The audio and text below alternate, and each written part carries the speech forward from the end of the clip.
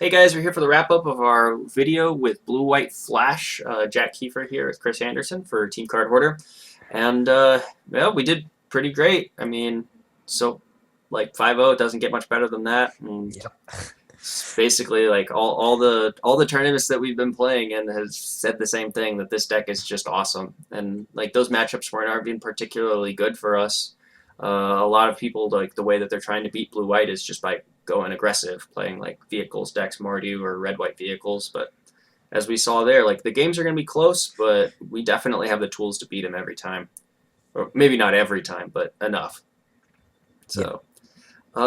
So of the changes that we made, I think there were some things that I did like, some things that I didn't like. So what are your opinions on what we basically found today?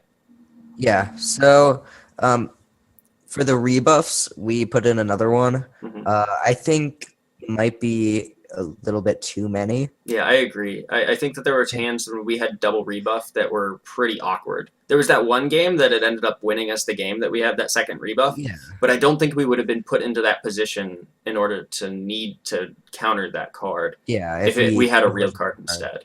Yeah, I Yeah. would have done something else earlier and we would have been fine.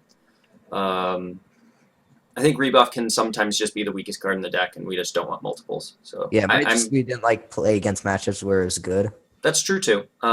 When you play against green black, it's the most important card in your main deck because you need to counter Yes. Graph Widow, otherwise you're going to lose. They're It's just gonna like also hold pretty you off for bad. 4 turns and then cast Emrakul and you lose.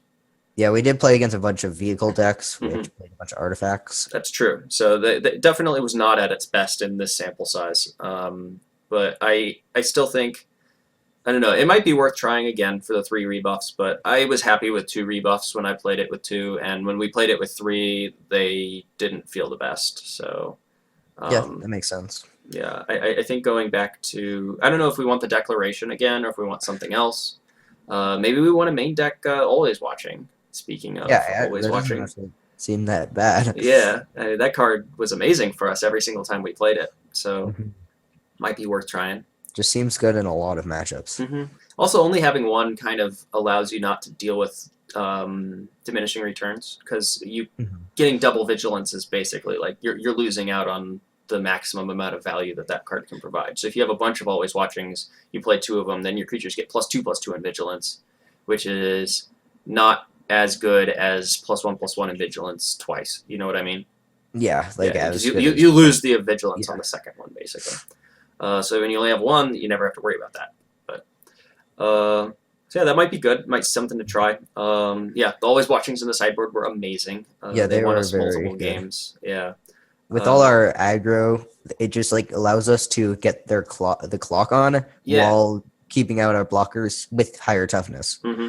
Yeah. 4 toughness was really great. All of our creatures having 4 toughness makes all of the removal that people were playing against us just not work anymore. And it also makes the vigilance was amazing, because basically we put that card into play and then they're just dead in 2 turns, and they still can't race us anymore because all of our guys can block still. So Yeah, it's just so powerful with the spell quellers to make hmm them 3/4 flyings, yeah. to beat other spell quellers and copters. Hmm. And reflector mages too, even. Yeah, Also, even selfless spirits, getting that guy up to 3 power allows you to trade with almost every one of your opponent's creatures, which is pretty yeah, great. They also have to commit a ton in order to kill one of your guys, and if you have a selfless spirit in play, then you just sack it. And then they have to do a bunch more work to get your queller the second time when you have always watching. So that mhm. card, A+, definitely would recommend. Yeah. It's Um, very good in a lot of matchups. mhm. So the third spell shrivel instead of Scatter to the Winds. We didn't really play against any decks where we wanted to bring in all of our counter spells, Yeah, so it's hard to tell. The but spell they shrivel, mostly do the same thing. right? They're very very close.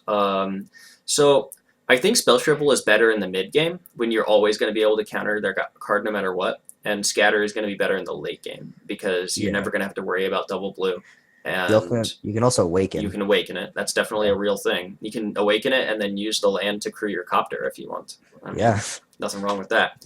Um, but Spell Shrivel also in the late game isn't quite as good, because if they play like a cheap card that ends up being really important, like let's say like on turn 7 or something, they Declaration and Stone your Avacyn, and it ends up being really important. Scatter's going to get yeah. rid of that. Spell Shrivel won't do it. So in the matchups where you want a ton of counter spells, they tend to be the ones where you're going to be going to the late game. So having a couple of scatters makes sense. But in the matchups where you only want a couple of these 3-drop counter spells, Spell Shrivel is better, but you only bring in the Spell Shrivels, so that's okay. So it kind of makes sense to split them up a little bit, but I think Spell Shrivel is overall the better card. Yeah, it's most of the time better. You can also, like, against an Ishkana, if they can't, like, Lily on it back anymore. Right. If they or grapple from the grapple with the past. Mm-hmm. Another thing I might want to try is some Ceremonious Rejections.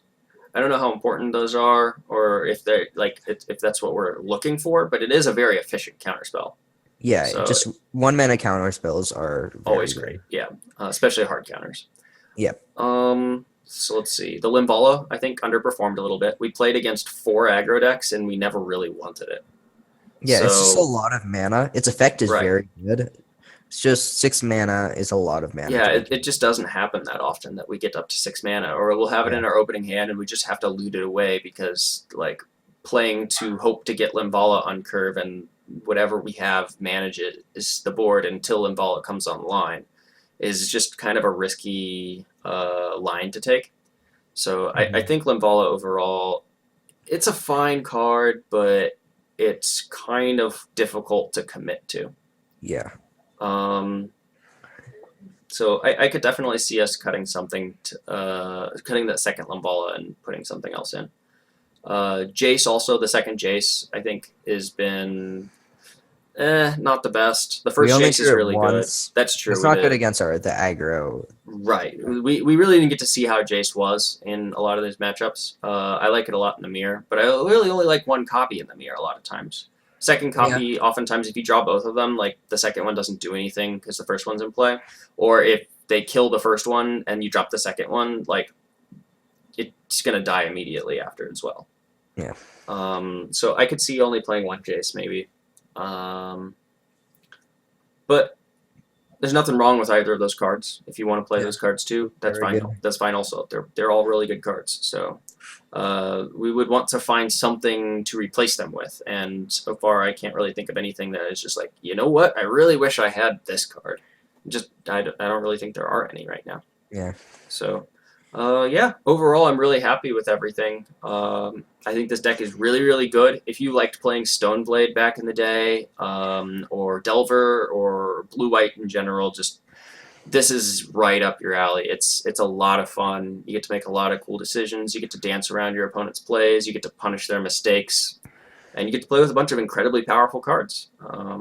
So yeah, if you guys have a standard tournament coming up over the next couple weeks, I highly recommend this deck. So yeah, until next time, Chris Anderson. Jack, thanks for joining me. Yep. And we'll see you later.